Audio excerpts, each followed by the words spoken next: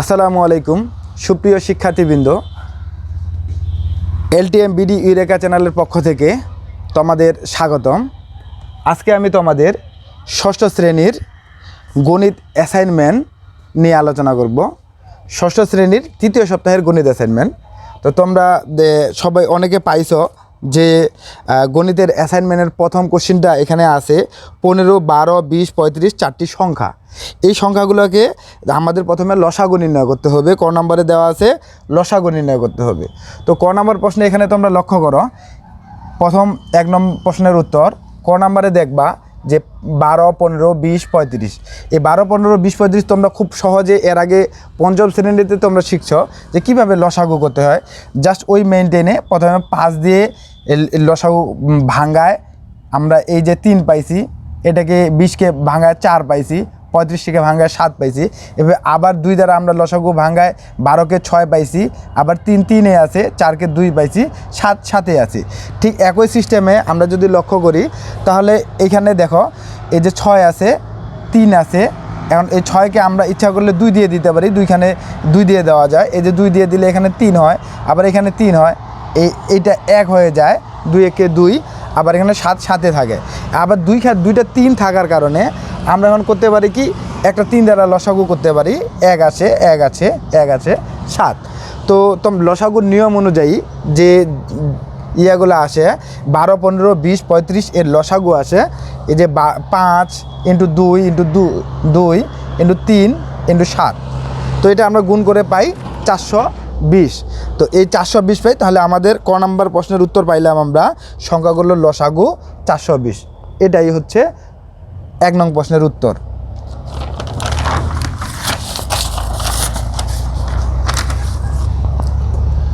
আবার এখানে প্রথম 1 নং প্রশ্নের ক্ষয়ের উত্তরে তোমরা দেখতে পাচ্ছ যে 5 অঙ্কের কোনো ক্ষুদ্রতম সংখ্যার উপরের সংখ্যাগুলো দ্বারা নিঃশেষে বিভাজ্য।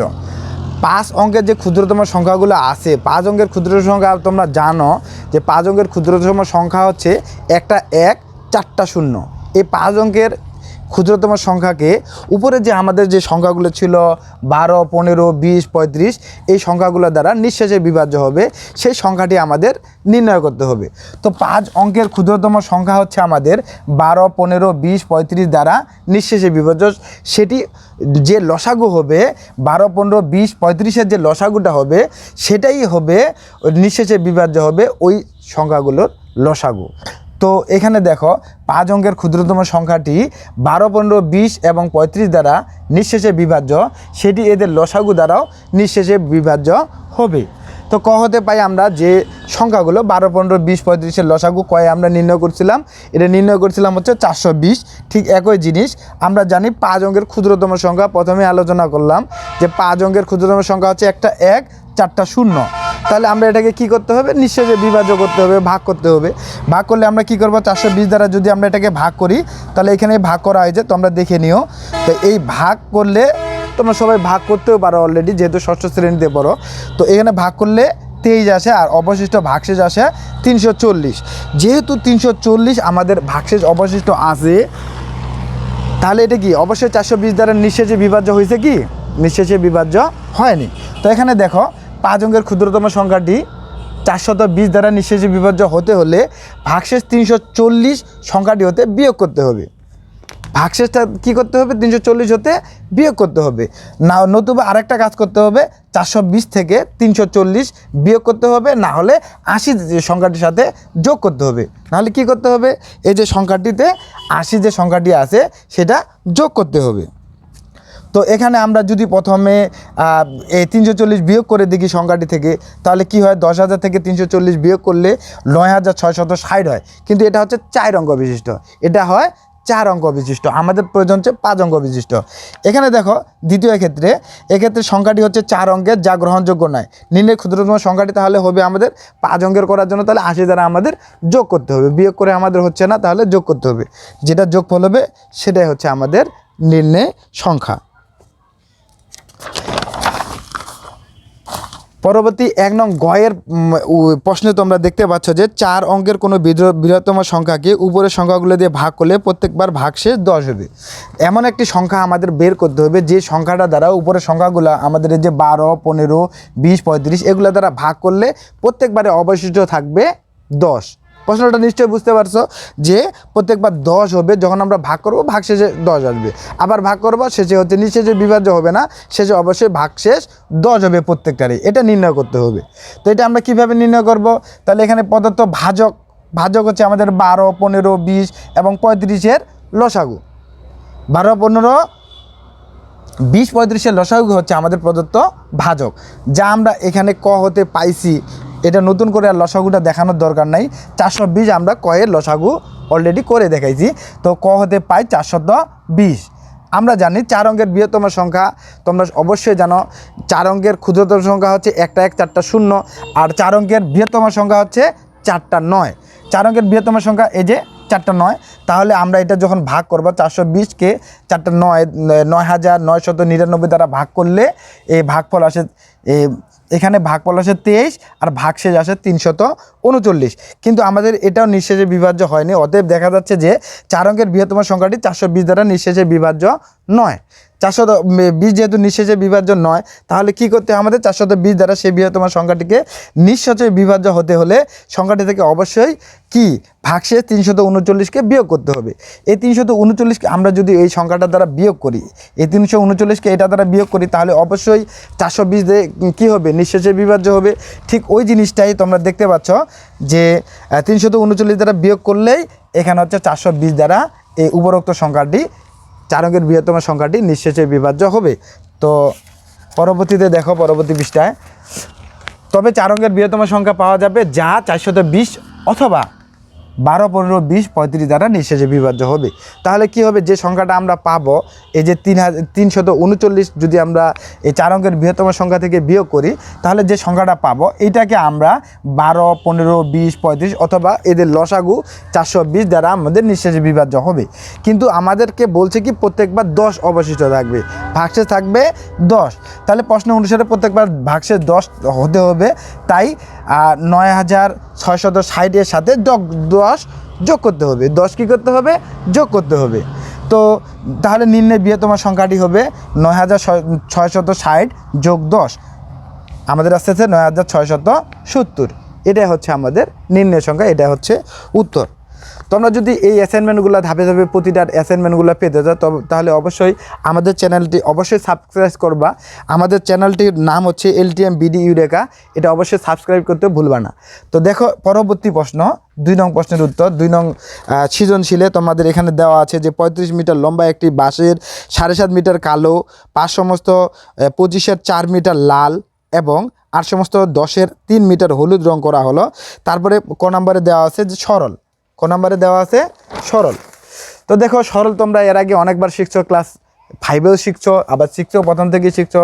একেবারেই দেখবা যে 7 সমস্ত 2-এর 1 বিয়োগ 7-এর 4 এর 8-এর 7। তা আমরা সরলে প্রথমে হচ্ছে এর কাজটা করে নিতে পারি। তাহলে 7-এর 7 চলে যায়, 8 আর 4-কে আমরা যদি ভাগ করে দিই তাহলে 4 দুগুণা 8। তাহলে আমরা পাইলাম 2-এর 1। এখানে 7 দুগুণা 14, একে 15, উপরে 15, নিচে 2 বিয়োগ 2-এর 1। তাহলে 15 থেকে 1 গেলে হয় হচ্ছে 14। এই যে আমরা 2-এর লসাগু করলে 2, আবার এখানে উপরে 15, 2 থেকে 2 ভাগ করলে 1, 1 দ্বারা 1কে গুণ করলে 1ই, 15 থেকে 1 গেলে হয় হচ্ছে 14। তাহলে 14কে আমরা 7 দ্বারা ভাগ করতে পারি, নিচে যেহেতু 2 আছে 2 দ্বারা ভাগ করলে 7 দুগুণে 14, 7 হয়। তাহলে আমাদের নির্ণয় উত্তর হচ্ছে 7।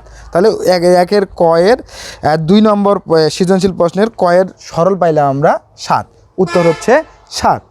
পরবর্তী খ নম্বর প্রশ্নে তোমরা ওই যে সৃজনশীলের অংশটা এর আগে বললাম যে 35 মিটার একটি লম্বা বাঁশের 7.5 মিটার কালো, 7 সমস্ত 2-এর 1 মিটার কালো, 5 সমস্ত 25-এর 4 মিটার লাল, 8 সমস্ত 10-এর 3 মিটার রং করা হলো। তো এটা হচ্ছে হলুদ রং করা হলো। তো আমরা এখানে নির্ণয় হচ্ছে কি কি রং করা হয়েছে সেটা একবার দেখব। বাঁশটির 7 সমস্ত 2-এর 1 মিটার কালো, 5 সমস্ত 25-এর 4 মিটার লাল এবং 8 সমস্ত 10-এর 3 মিটার হলুদ রং করা হয়েছে। এখন এই 3টা আমাদের অবশ্যই একসাথে রং যেহেতু করা হয়েছে তিনটাকে যোগ করতে হবে। বাসটিতে এখন টোটাল রং করা হলো। এই যে আমাদের প্রথমে কি করছি, লাল রং করছি, কালো রং করছি, হলুদ রং করছি, এই তিনটা রঙের সমষ্টি হবে আমাদের নির্ণয়ের সংখ্যা। তো আমরা যে বাসটির মোট রং করা অংশের পরিমাণ হচ্ছে এই যে 7 সমস্ত 2 আর 1, 5 সমস্ত 25 4, 8 সমস্ত 10 3 মিটার। তো এটাকে আমরা পরবর্তীতে কি করছি, সমস্তটা ভাঙায় নিছি। তাহলে কি হয়, 15 2 হয়, এখানে সমস্তটা ভাঙা নিলে 129 25 হয়। আবার এই সমস্তটা আমরা যদি ভাঙায় নিই তাহলে 8 10 80, 80 আর 3 83, 83 10। আবার এই যে 2 25 10 এই তিনটা যদি আমরা লসাগু করি, এই লসাগু করলে কি হয়, তিনটা লসাগু করলে দেখবা যে এই লসাগু হচ্ছে 50 হয়, লসাগু 50 হয়। এই 50 লসাগুকে আমরা 2 দ্বারা ভাগ করলে 25কে আবার 15 দ্বারা গুণ করলে 375 হয়। আবার এটাকে এটা দ্বারা ভাগ করলে 2 হয়, ওই 2 দ্বারা 129কে আমরা যখন গুণ করব তখন 258 পাই আমরা। আবার দেখবা 50কে 10 দ্বারা যখন আমরা ভাগ দিব, 50কে 10 দ্বারা ভাগ দিলে 5 হয়, এই 5 দ্বারা 83কে গুণ করলে 415 হয়। উপরে টোটাল যোগ করলে আমাদের হচ্ছে 1048 আর নিচে ভাগ হচ্ছে 50।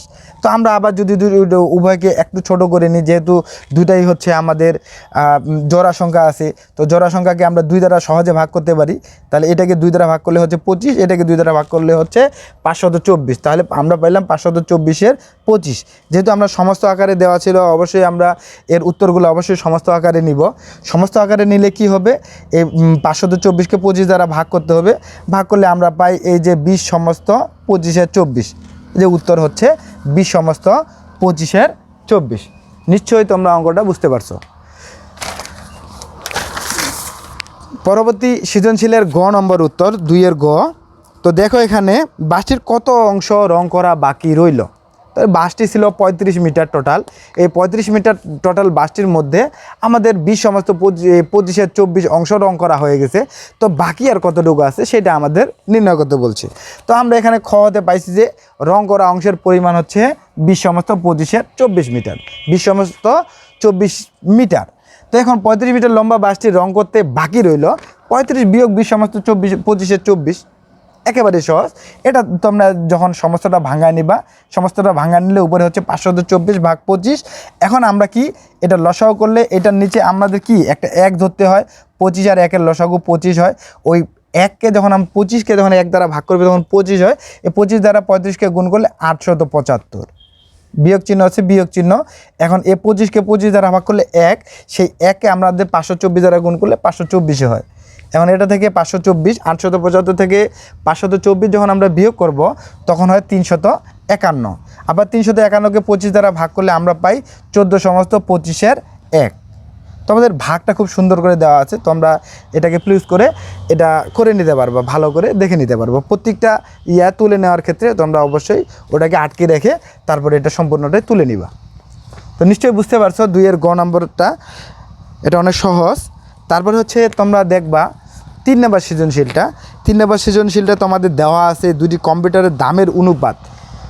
দুটি কম্পিউটারের দামের অনুপাত দেওয়া আছে 3:2। তোমাদের বইয়ে এরকম একটি অঙ্ক আছে, ওইখানে ছিল হচ্ছে 5:6, কিন্তু এখানে একটু ভিন্ন। এখানে আছে হচ্ছে 3:2। প্রথমটির দাম 55,000 টাকা। প্রথমটার দাম দেওয়া আছে 55,000 টাকা। তো 55,000 টাকা যখন প্রথমটির দাম, তখন দ্বিতীয় এটার দাম কত হবে এটা আমাদের পরবর্তীতে বাইর করতে হবে, ওদের কি করতে হবে না করতে এটা বাইর করতে হবে।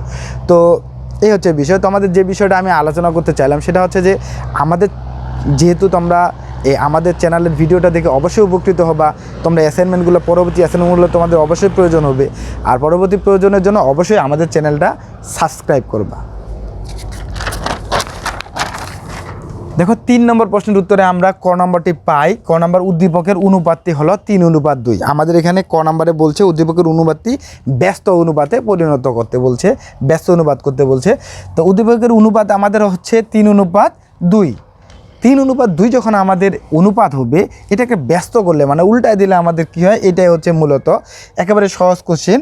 ব্যস্ত অনুপাতের সংখ্যানুসারে, ব্যস্ত অনুপাতের সংখ্যাটাই হচ্ছে এই আগের সামনে যে অনুপাতটা থাকবে এটা পরে যাবে, পরেরটা সামনে আসবে।